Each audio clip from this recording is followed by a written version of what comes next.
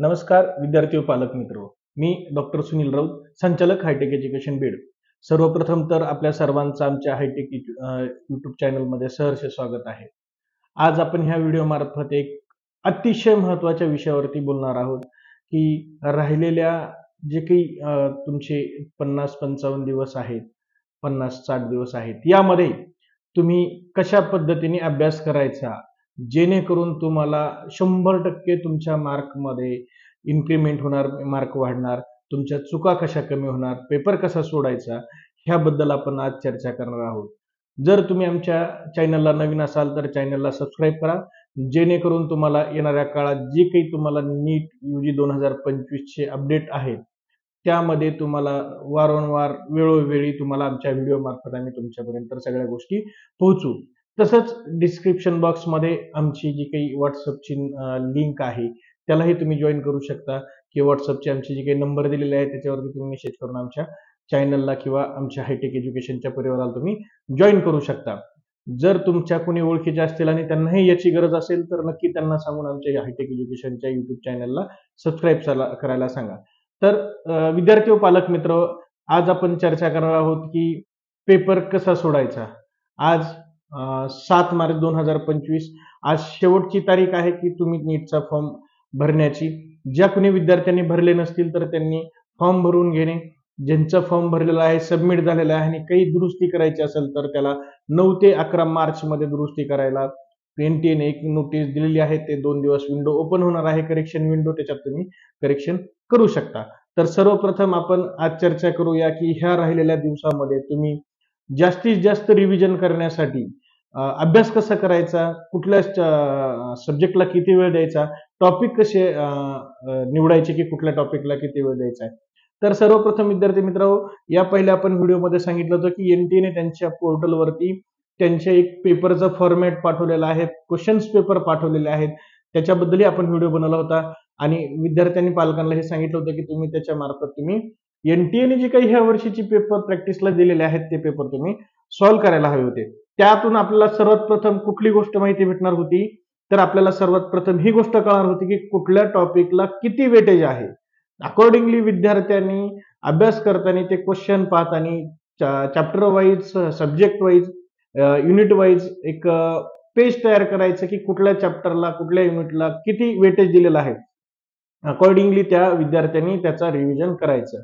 तर रिव्हिजन करताना विद्यार्थी पालक मित्र एक गोष्ट लक्षात घ्या, तुम्ही जर 7 आवर थेरी म्हणजे 7 घंट्याची एक थेरी आहे ती जर तुम्ही फॉलो केली तर डेफिनेटली तुमचा सिलेबस हा 23 ते 24 दिवसाच्या आत तुमचा रिवाइज होईल. तोही 2दा नाही 3दा. हो, खरं की 2दा नाही 3दा. तर विद्यार्थी व पालक मित्र, तुम्हाला याबद्दल सविस्तर माहिती घ्यायची असेल, याच्याबद्दल नॉलेज घ्यायचं असेल तर तुम्ही व्हिडिओच्या शेवटपर्यंत हा व्हिडिओ कंटिन्यू बघत राहा. प्रत्येक स्टेप वाईज मी तुम्हाला एक गोष्ट सांगणार आहे ती तुमच्या नक्कीच फायद्याची आहे, जेणेकरून तुम्हाला नीटच्या मार्क्समध्ये नक्कीच फायदा होणार आहे आणि तुमचे निगेटिव्ह मार्क खूप कमी जाणार आहेत. तर आपण चर्चा करूयात. तर 7 आवर थेरी म्हणजे 7 घंट्याची जी काही थेरी आहे त्याच्यात आपण त्याच्याबद्दल आज चर्चा करू. एक आपण एक्झाम्पल म्हणून कुठलाही एक सब्जेक्ट घेऊ, तर आपण घेऊया बायोलॉजी. तर बायोलॉजीमध्ये मित्रांनो, तर त्याच्यामध्ये जर आपण झुलॉजीचं एक युनिट घेतलं तर रिप्रोडक्टिव्ह सिस्टम.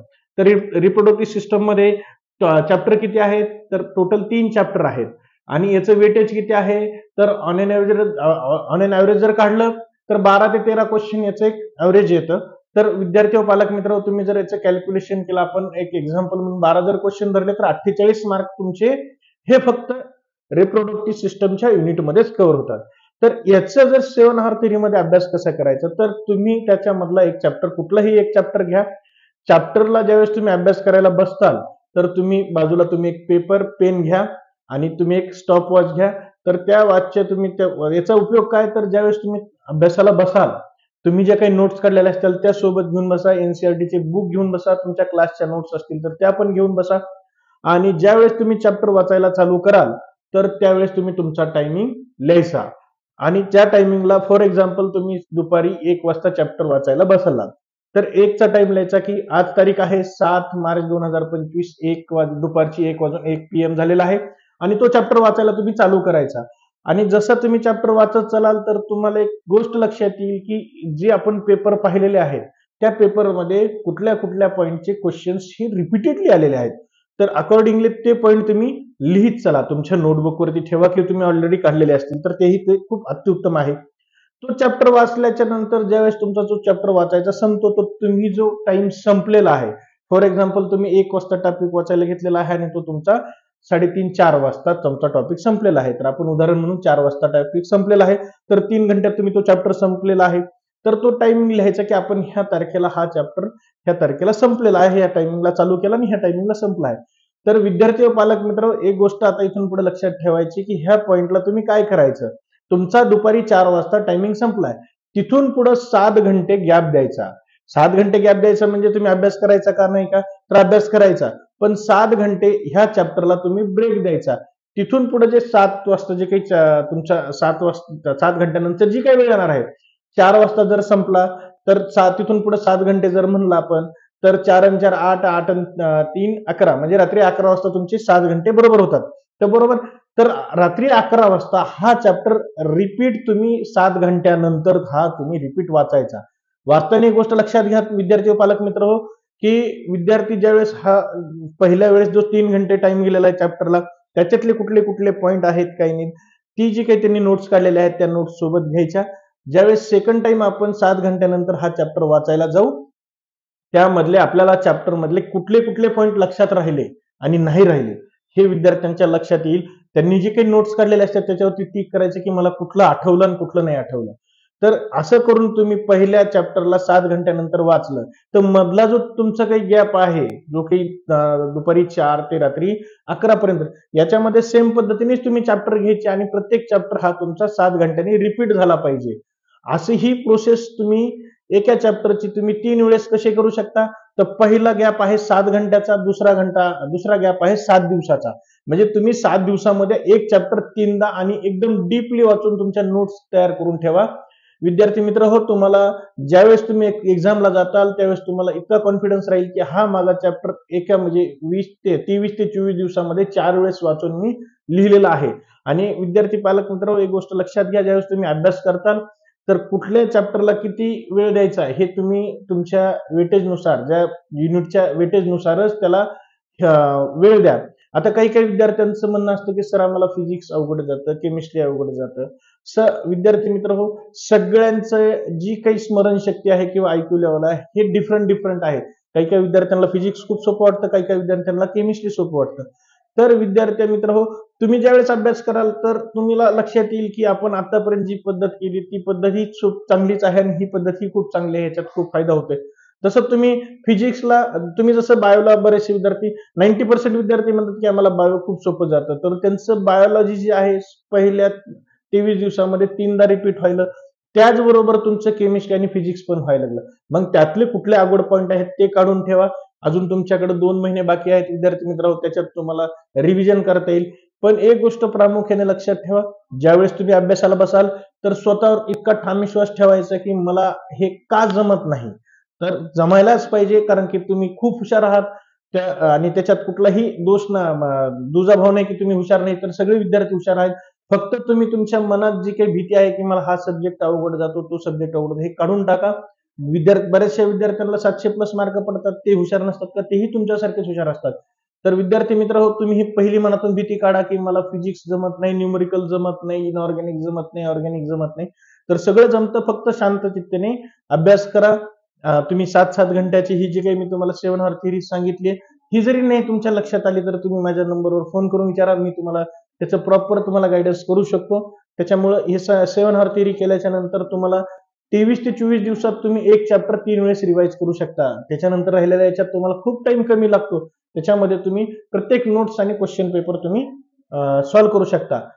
हे करत असताना तुम्ही जास्तीत जास्त तुम्ही काय करायचं, तर क्वेश्चन पेपर सॉल्व्ह करायचे. तुमचे ट्युशनचे क्वेश्चन पेपर असतील तुम्ही सेट केलेले असतील, किंवा कुठल्या क्लासेसला तुम्ही आहात तिथं आहेत, किंवा अजून दुसरे कुठले तुम्ही प्लॅटफॉर्मचे क्वेश्चन पेपर असतील, जास्तीत जास्त विद्यार्थी पालक मित्र तुम्ही पेपर सॉल्व्ह करण्याचा प्रयत्न करा.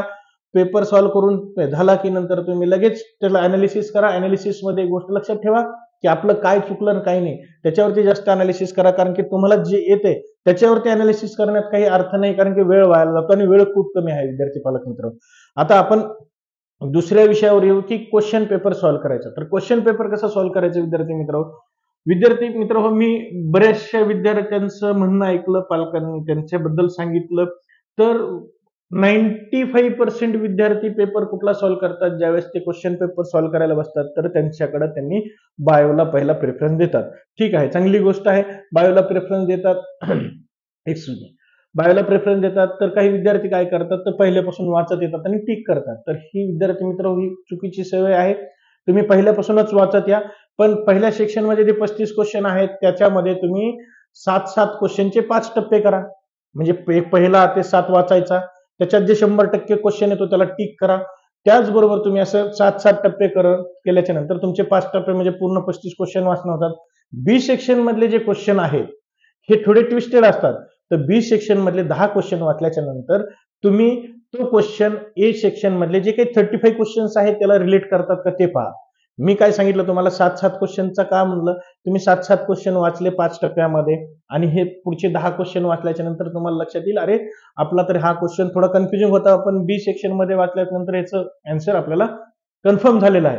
त्यामुळे विद्यार्थी मित्र, तुम्ही हा क्वेश्चन पेपर सॉल्व्ह करताना एक गोष्ट लक्षात घ्या, ए सेक्शनचे क्वेश्चन जे आहेत 1 ते 7 असे करत 5 टप्प्यामध्ये 1 ते 35 वाचा आणि बी सेक्शन मधले जे काही 10 क्वेश्चन कंपल्सरी आहेत ह्या वर्षापासून, तर ते वाचल्याच्या नंतर ते ए सेक्शन मध्ये कुठे रिलेटेबल होतात की नाही ते पहा, जेणेकरून तुमचं जे काही कन्फ्युजिंग उत्तर होत असतील ती तुम्हाला नक्कीच त्याच्यातनं फायदा होईल आणि तुमचे निगेटिव्ह मार्क्स कमी जातील.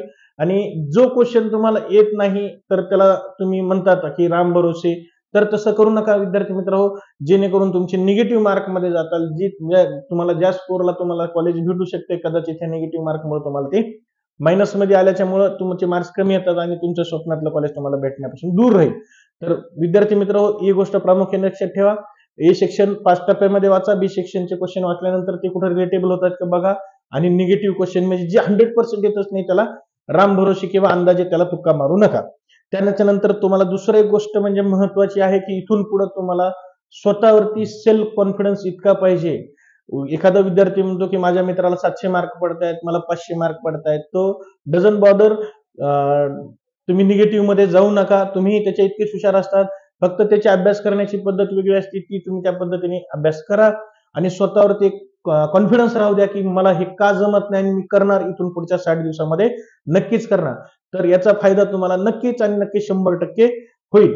आणि एक सर्वात महत्वाची गोष्ट म्हणजे इथून पुढे जे काही तुम्ही तुमची हे आहे, आहार असेल किंवा झोप असेल, याच्यावरती तुम्ही प्रॉपरली एक शेड्यूल बनवा. त्या शेड्यूल मध्ये तुम्हाला लक्षात येईल की आपण किती झोपायला पाहिजे, किती नाही, जेणेकरून तुमचा कमी वेळेमध्ये तुमचा पूर्ण ते पूर्ण सिलेबस कव्हर व्हायला पाहिजे. बरोबर.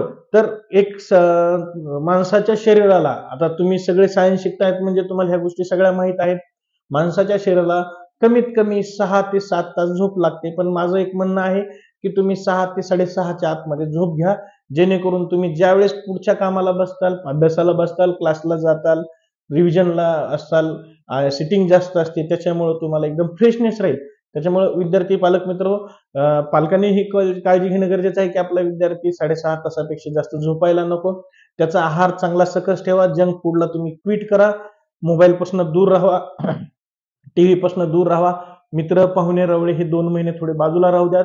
आपलं एक ध्येय आहे की आपल्याला एमबीबीएस डॉक्टर व्हायचं आहे, त्याच्याबरोबर तुम्ही त्याचा पाठलाग करा. मी तुम्हाला सांगितलेली 7 हॉवर थिअरी नक्कीच लक्षात आलेली असेल, ही तुम्हाला नक्कीच फायद्याची असेल.